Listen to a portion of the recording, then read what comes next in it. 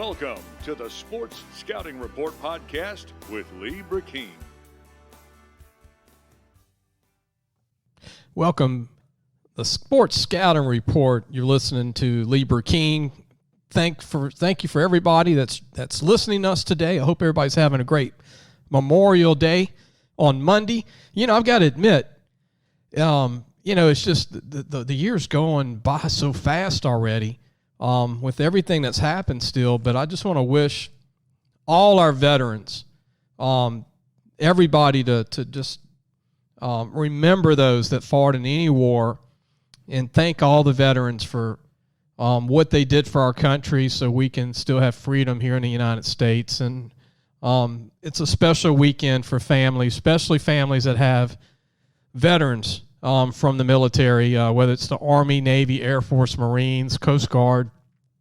We love you. I appreciate everybody that fought for this country so we can have freedom here. We've got a great show today. We've got our high school of the week, which is Thrive Academy in Baton Rouge. We're going to have Coach Keith Dickerson join us in segment 2. We've got our college notes that we're going to start off in this segment. Which is going to involve Louisiana Tech and Tulane and the transfer portal, that they've done a real good job in the show, and also Canadian Football League, the CFL. We're going to talk about the Louisiana natives that are going to be playing in the CFL for the 220 season. Their season's going to be starting up pretty soon. It's always right before the regular NFL, so they can get more viewership, and right before college football.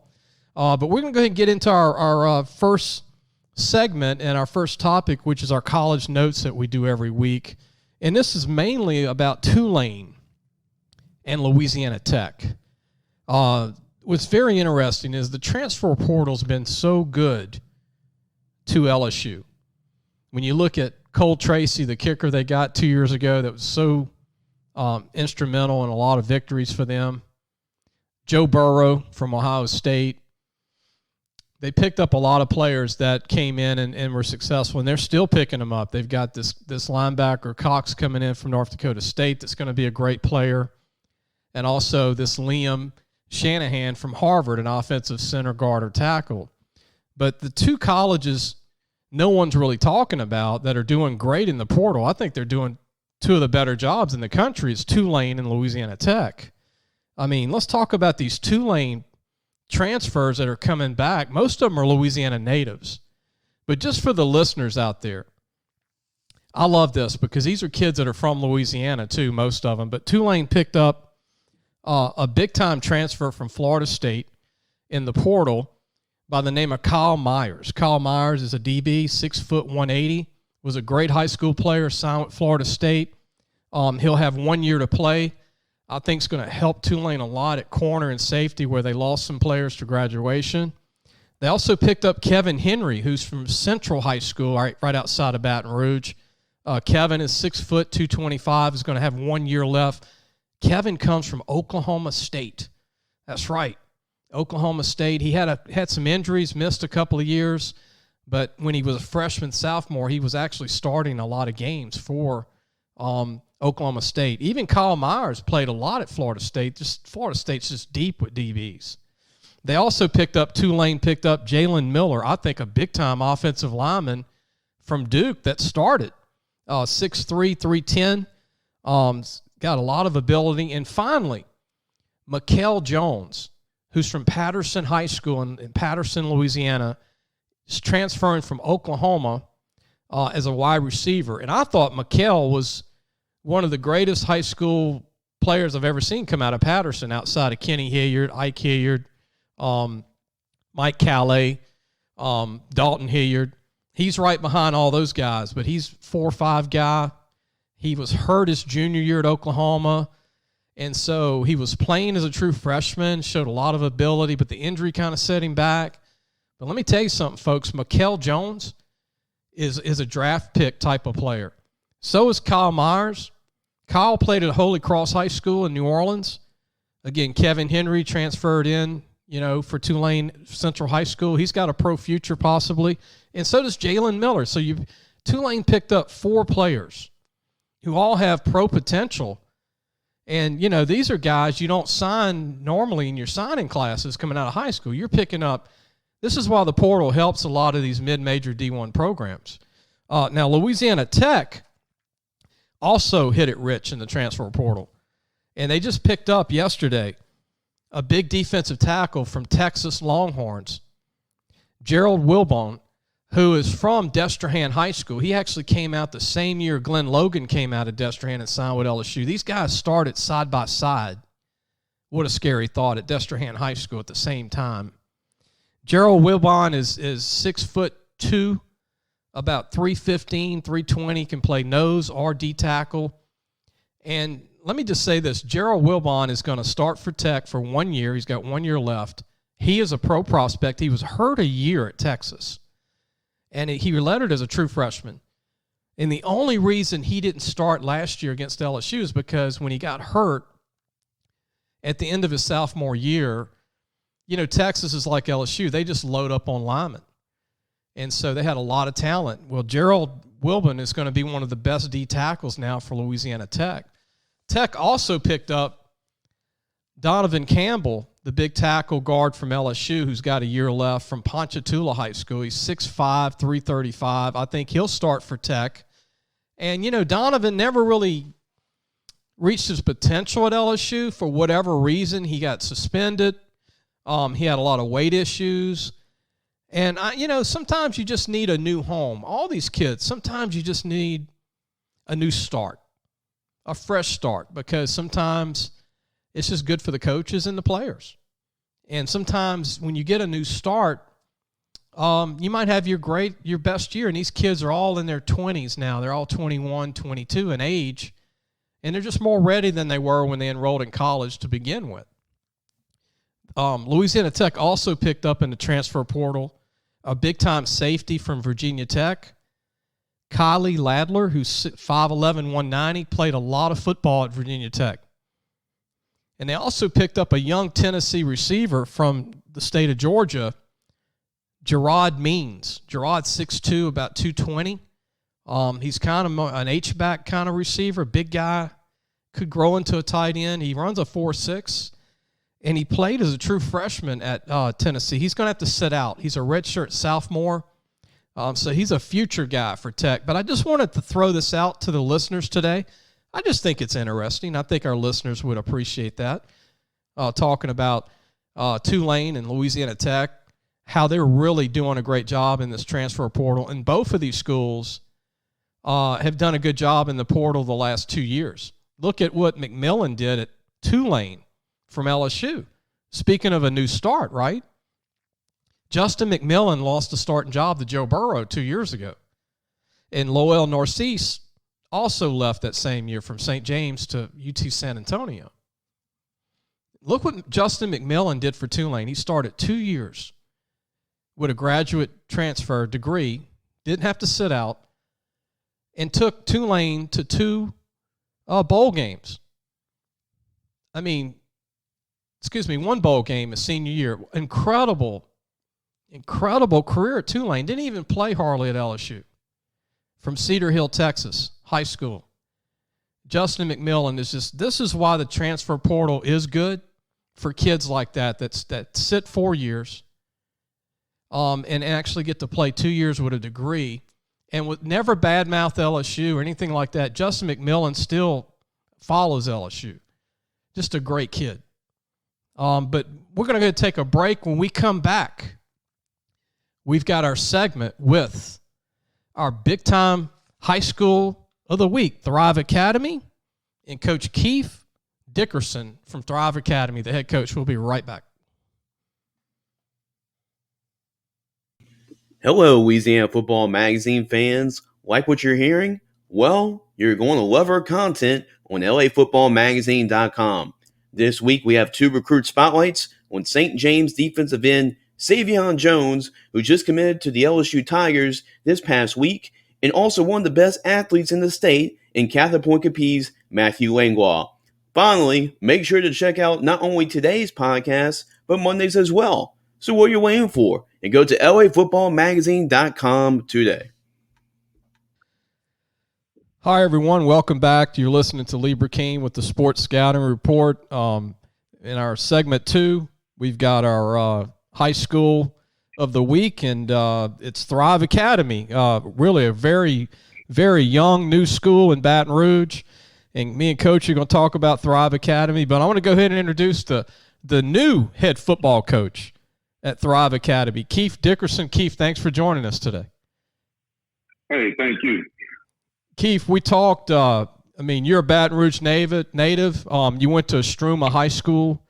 I got to ask you, man, are you happy Estruma's back? I mean, last year was their first year back in 15 years, and your alma mater's back on the map. Oh, absolutely. It's bittersweet because I was one of those ones that hate to see them leave. But I'm glad to see they on top. I think they won district last year, if I'm not mistaken. But I'm very proud of my alma mater.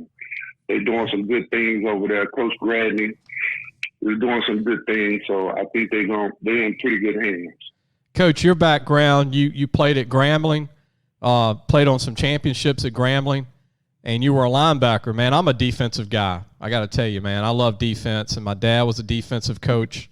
And so I just lean the defense. I love, I can talk offense, but what do you think of the mentality of the game, being a defensive guy, being a linebacker? You played at Grambling. What do you think of the defenses in Baton Rouge and all the talent in Baton Rouge that you have to face now at Thrive Academy every week? Oh, yes. With a lot of the spread offenses, me being a defensive guy, it just causes us to be more creative. These guys are throwing the ball around and they hiking the ball every 7 seconds. So we just implement a way for the kids to play fast, and we try to keep it as simple as possible. The defense we run the 4-2-5. Okay. So we try to put as many athletes on the field so we can keep up with the speed of the game and all. And Coach, look, today's game, when you played at Estruma, you didn't need 5 DBs. But now it seems like every high school needs about 7 DBs to get through a season, right? I mean, you need 5 DBs basically on every play. Right? With these offenses today. I mean, back when you played, they didn't have 4 wide like they do now. No, back when I played, we played the 4-3 cover 2. So 2 wide outs, maybe a tight end blocking, right? Yeah, 2 wide outs, maybe a tight end, but now you're getting 5 receivers, you're getting 4, you're getting trips. So to be able to match up, you have to put athlete on athlete, and that's what we do a lot of. Keith, tell everybody about Thrive Academy, because people that are listening today, they don't even know maybe in Baton Rouge. I mean, this will be year 2, right, for varsity, for championships. This will be the second year of the program is competed for district, right, going into year 2. Your first year as head coach. Yes, absolutely. Thrive, this is our second year. Last year, they went 0-10, but watching every snap, I watched every snap that they had last year. They competed in every game. They were just unable to close it off. And we have a lot of athletes. We had an athlete, Alvin Johnson, signed with UNLV, very talented. So we have a lot of talented kids there. Just me coming in, I just want to establish the culture and build a winning program there. We're just trying to create our identity in a winning program in our school. And Coach, Alvin Johnson's a big old boy, 6'4", about 250. That was a big time player for first year of playing varsity ball, going to UNLV, man, where he's going to be able to practice probably near the Oakland. I want to say Oakland Raiders, but it's now going to be the Vegas Raiders. Isn't that weird? The Vegas Raiders? Yeah, absolutely. It was Los Angeles Raiders, Oakland, now the Vegas Raiders. Yeah, absolutely. Alvin Johnson was, I knew him previously, my first tenure there at Thrive. But Alvin Johnson is going to be a heck of an athlete. He's a pretty good kid. He's polished all the way around. And, I wish the best for him. I don't doubt he's not going to succeed at UNLV. Yeah, when you're 250, run a 4.7, 4.8 40 at 6'4", you've got a great future. Coach, I want to mention something that's very interesting, and you can tell me more about it. But when Jace was interviewing the other day, our editor, Jace Lejeune, he was interviewing you and getting players' names for this coming season. You told him about a kid that transferred in from Egypt. And it's not every day somebody from Egypt is playing football in Baton Rouge, Louisiana. Tell us the story about how this kid got to Baton Rouge and Thrive Academy. And, you know, has he played much football? He's 6'5", about 320. I mean, I think that's interesting. People listening to this would find that very interesting about a kid coming here. I mean, I don't know many kids from Egypt that play football, right? Absolutely. When I first got the job and I was only able to meet my players one time, you know, due to this COVID stuff. But one of the kids that caught my eye was A.U. Bakashi. I just remember how big he was, and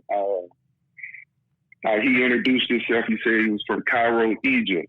And so just getting some background on him, his family actually owns a store in Tigerland. Huh. So his family came down here. They opened a store, which is right around the corner from our school. A lot of people don't know that Thrive Academy is maybe 3 miles from LSU. Yeah. So his family came here, and last year, the coach on staff, Jonathan Phillips, kind of got him interested in playing. They worked with him a lot, and unfortunately, his first couple of weeks out there, he broke his ankle. Okay. So that's why a lot of people never heard of him. But yeah, I'm looking for big things from him. He's definitely going to be able to help us with his size. This will be his second year attempting to play football. So we got a great coaching staff who's going to work with him, and hopefully he can do some good things for us. And look, Coach, you can't really coach 6'5", 320 a lot. That's a lot to work with. Good to have about 10 of them that size, huh, Coach? Oh yeah, I wish I could. And he's only a junior, right? He's got 2 years of football left in high school. He's going to be a junior this coming year. Yes, sir. He's going to be a junior this year. Like I said, good kid, but he's got a lot of work in it. I don't put it past my coaching staff that we can have him prepared for Friday night. Coach, this will be his first year to play ball. Like you said, he got hurt last year, so he has no tape prior to this coming season. And what is it that this kid has going for him for being a big guy, and what is it does he need to work on? From what I got from it, he's a sponge. So whatever the coaches tell him, he's willing to pick it up and do his best. He's going to probably play some offensive tackle and nose tackle for us.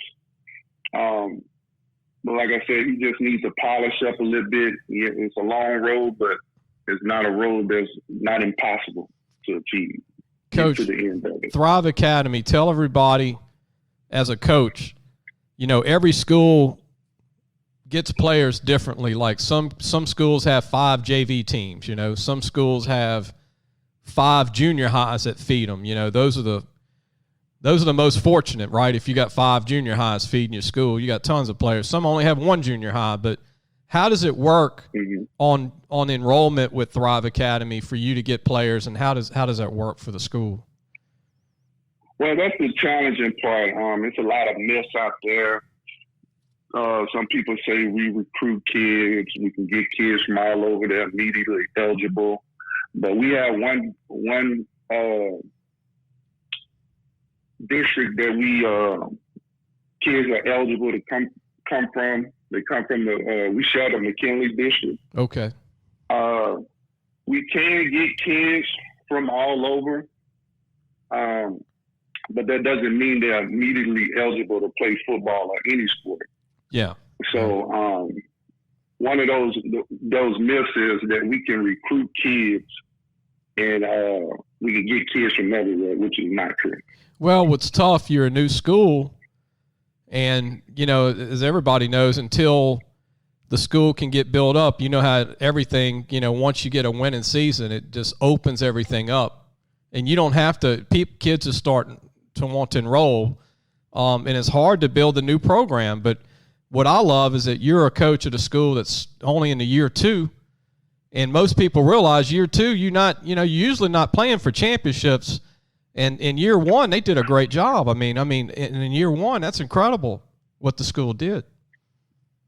Yeah, absolutely. Those coaches did a great job so far as just trying to gain interest with the programs. And, it's very easy to be a part of something. It's very hard to start something from the bottom. Right.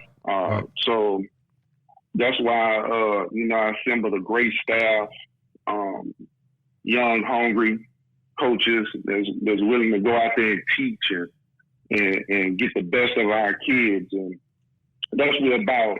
Like I said, just watching the film from last year, we got a sophomore quarterback who can rip the ball pretty good. He wears number 4. He said Brett Favre is one of his favorite quarterbacks, and I kind of see some of the resemblance, the way he throws the ball. That's pretty good. Yeah, we got a pretty good athlete in Nate Poindexter who could play every position on the field. So we got some good talent. Like I said, it's about establishing an identity and creating a winning culture at the school. Coach, I got to change the subject a little bit about Grambling and Southern, the Bayou Classic. Who's going to win this coming season between Southern and Grambling? Am I going to be shocked on your answer, or I know where this is going? Of course Grambling's going to win it. We got a lot of Grambling graduates in Baton Rouge, as you know, and obviously a lot of Southern graduates.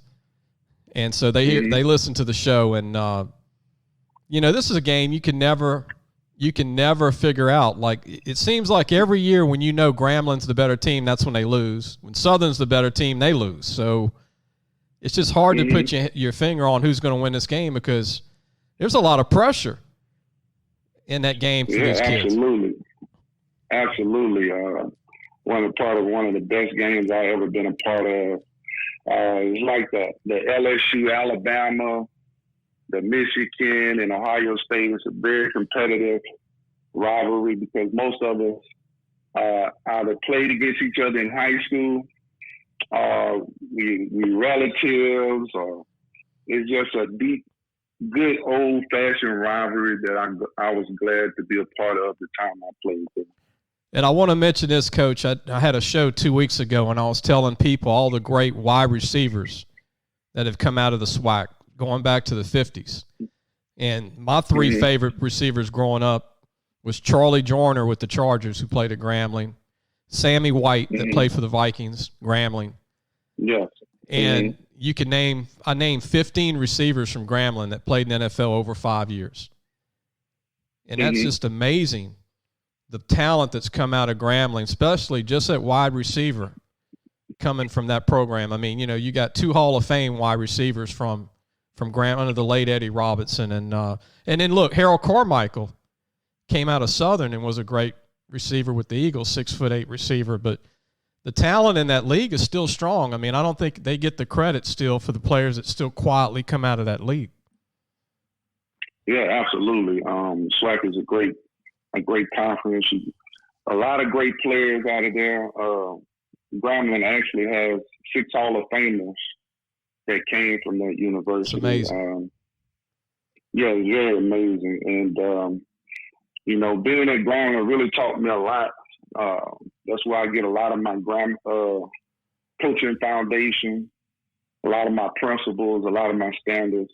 It was just being at the university taught me more than just being a good athlete. It really just gave me the foundation of what I use to coach today. The late Eddie Robinson, nobody has been able to, and I don't think anybody can live up to his legacy at that school, but I really liked Doug Williams when he was the coach there. Doug being from Baton Rouge, Cheneyville, playing at Northeast High School. But what a talent, huh? Doug Williams, and he's with the Redskins now over personnel and doing great still. Won a Super Bowl with the Redskins. Yeah, absolutely. I actually played for Doug my first year, and it was just amazing. The organization, just us having us prepared to play. You know, when you hear the name Doug Williams, you get starstruck because you're like, wow, you know, I'm playing for a coach who played in the Super Bowl. Right. First African American quarterback to play in the Super Bowl. So, but most people don't know he's a hell of a football coach. No nonsense, very knowledgeable on both sides of the field. We had great coaching staff. My defensive coordinator was Michael Roach. Oh yeah, Mike's done a great. He had a long career in high school football. Hope he's able to come back. You know, I know he's had some health problems, and wishing him well. You know. Yeah. So he was one heck of a coach, and I just remember that coaching staff. It was like an all-star coaching staff, and I was just glad to be a part of that when I attended college at Grambling. Keith, you know what's funny? When I first got in the media, I was doing remotes at a car dealership in Baker. Remember Grave Chevrolet? Yeah, I do. And Doug retired. You know, he was already retired, won a Super Bowl, and Doug would come drive to the remote and do the show with me. And so he would laugh at me because when he got the Grambling job, I would drive up to Grambling to watch practice. He said, "Lee, man, remember those remotes we used to do?" I said, "Yeah, Doug." He said, "Yeah, man." He said, I'm coaching, working 80 hours a week. He said, "What did I do, man?" So, but I know he did it because it was his college. He loves Grambling, but he didn't really need to work. You know, he did well in the NFL, starting with the Buccaneers as a first-round draft pick, and I was so happy that he won that Super Bowl late in his career with Washington, and now he's back with the Redskins in charge of drafting players and personnel, and great guy. I ran into him about a year ago in Baton Rouge eating breakfast, and he was in town scouting players for colleges. But, Coach, tell everybody, if a mom and dad's listening, and if they're in your district, tell them the what they have to go through to try to enroll their kids, and what's the process to try and help you with this program, this young program. Well, they would contact our front office staff. Miss Karima Dent is our school recruiter for our academics. Mr. Paul Sampson, he's our principal of our school. You can contact him, or you can contact Mchale Jones, who's the founder of our school. And the parents can call. We can set up a tour of our school. What's unique about it? We have an academic component, and we have a residency component where the kids can stay there. Okay. Monday through Thursday, and they go home on Friday, Saturday, and come back Sunday. Well, Coach, thank you for taking your time on Memorial Day, and it's going to play today. And, wanted to promote your school, man. I mean, wanted to give you guys some publicity because I know it's hard sometimes to get exposure when you're brand new. You know, a lot of people need to know more about Thrive Academy in Baton Rouge, Louisiana. Coach, I hope y'all can win a playoff game, man. I know that's possible, and I hope y'all can get there and win one and keep building it every year. Thanks for being a part of today's show, Coach. Oh, thank you. And, I appreciate what you do. You giving us exposure. I appreciate the years you put in, the hard work. I know it takes a lot to travel and get these programs and these kids noticed, and you and your staff does a great job. And I look forward to talking and seeing you soon. See you during the season, Coach. All right. Thank you so much. All right. That was Coach Keith Dickerson with Thrive Academy, and going to be the first year as head coach this coming year for 220 at Thrive Academy in Baton Rouge. We'll be right back with our next segment. We'll be right back. Parents, are you looking for advice on getting your high school athlete recruited by the right college? Lee Brecheen is your answer. Lee has been doing it for over 30 years. He knows the ropes, and more importantly, he knows the people. Lee offers turnkey service from evaluation, creating highlight tapes in the correct format, and complete guidelines for effective communication with the schools. No matter the sport, girl or boy, no matter what grade your child is in, let Lee Brecheen help match your child to the right college fit. Go to our website, lafootballmagazine.com, and get connected today. Welcome back. We're going into segment 3. You're listening to the Sports Scouting Report with Lee Brecheen. Be sure to download any of our shows if you're a fan of the show. We're trying to get our stats up to a certain level so we can grow the show. And if you love the show and you're listening for the first time, if you're a coach or a parent or just a recruit or just a fan anywhere in the country, we've got listeners in Wyoming right now and even have a listener in Canada. But please download a show so we can keep growing that and we can grow this show into something special. Also, if you're a parent listening, be sure to send any max bench presses and cleans and also squats in the weight room for if your kid is extraordinarily strong. Next week, next Friday, we're going to go ahead and release the top kids in the state that are super strong. In this segment, we're going to go ahead and have our high school notes. And there's a couple of things I want to talk about in high school notes. First of all is Edna Karr High School. We're not spotlighting Edna Karr. I've got some interesting notes to mention to the listeners. Edna Karr High School has won 4 state championships in a row under Bryce Brown. They have a chance to win 5 state championships in a row for 2020. That is remarkable. 5 in 5 years. I mean, I've got to mention that to the public. I mean, I know a lot of people in New Orleans know this. If you're on the West Bank, you know this. If you're in Metairie, Kenner, New Orleans, you probably know this. But if you're not from that area, just take in mind that this is in Class 4A, which is one of the toughest divisions in Louisiana football, 5A and 4A and 3A. You've got the Nevilles and all these big-time programs that you have to beat, Warren Easton, every year to win that 4A title. And Bryce Brown, I take my hat off to him. He's a great coach. We'll spotlight Edna Karr one day, talk about the school, all the notable alumni like we always do. Our other notes, and we're going to stay in the New Orleans area, but something interesting happened this week.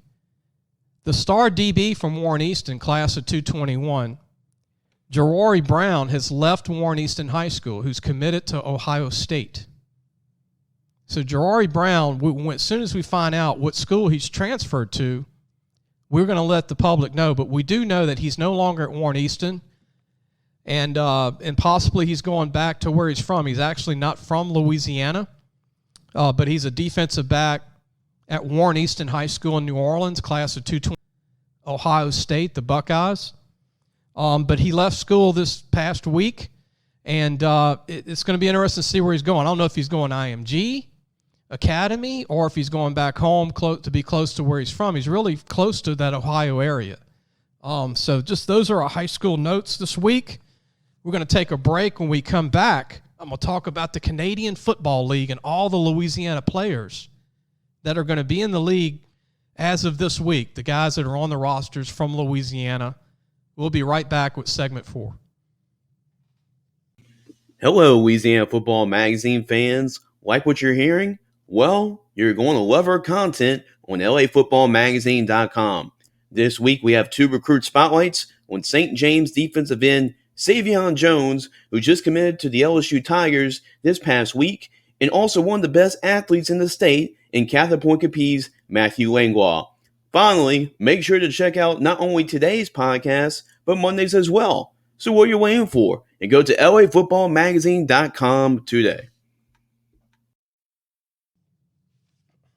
Welcome back. You're listening to the Sports Scouting Report with Lee Brecheen. Hope everybody's having a great Memorial Day. I know I had a great weekend spending time with my mom, Dolores Thompson, and Carl Thompson, my stepdad. Always eat good on Memorial Weekend. And this is a segment based on the Canadian Football League. Nobody really talks about the Canadian Football League. And, I got to admit, I used to watch their games on TV. I don't watch as much anymore, but I know the players that are in the league, and I've watched those players play in college. But I thought the listeners driving around in their cars today or listening on their cell phone or their computer would love to hear this. But Delvin Breaux, who never played at LSU and played for the Saints, cornerback, believe it or not, is still playing pro football with the Hamilton Tiger Cats. And he just had surgery on his right thumb and is going to be 100% for this season. The 6'1", 210-pound Breaux is now 30 years old and has been this is his second time back in the Canadian Football League. He played at McDonough 35 High School in New Orleans, and his brother Lionel played at Southern Lab, and they both were from McDonough 35 and both finished at Southern Lab High School. Delvin Breaux, broke his neck his senior year in high school. A lot of people know the story. He sat out about 3 years. They said he would never play again, and he ended up having a couple of good years with the Saints.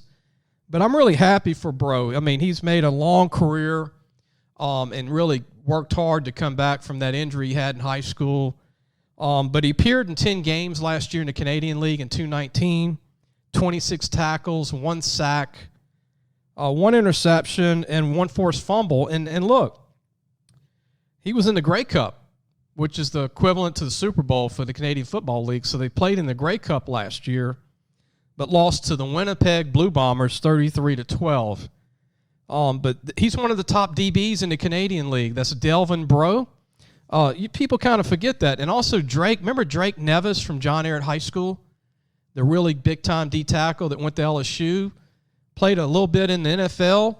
He was cut by 3 or 4 teams. He's 6 foot, 300 pounds from Marrero, Louisiana. A great player from John Ehret. Can you believe that he's going into year 6 for the Canadian Football League? 6 years for Drake Nevis, and he's become one of the best nose guards in the Canadian Football League. Signed as a free agent for 2020, and he's going to be with the Toronto Argonauts in Canada. So when you watch those games, look for Drake Nevis. In 18, he had about 2 sacks, 26 tackles in 18 games. Last year, he played in all 18 games and recorded 3 sacks and 18 tackles. But the thing about Drake Nevis is that nose guards don't get a lot of tackles and sacks. They take up a lot of space, and he's a space eater, and he's won the respect over his coaches in the Canadian League. He's known as one of the best D linemen in Canada, and he's one of the top nose guards in Canada. You also have Carlos Henderson in the Canadian League, who played at Louisiana Tech and also played high school ball at McDonough 35. Carlos is going to be with Saskatchewan this year. Really big-time player. Played a long time in high school, all 4 years at McDonough 35. You got Daryl Brown from Louisiana Tech, the Texas native. He's in the Canadian League with Edmonton Eskimos. You got Shakir Ryan. Here's a name from Northwestern State. Went to Lafayette High School. He's in the Canadian League with the Edmonton Eskimos. And,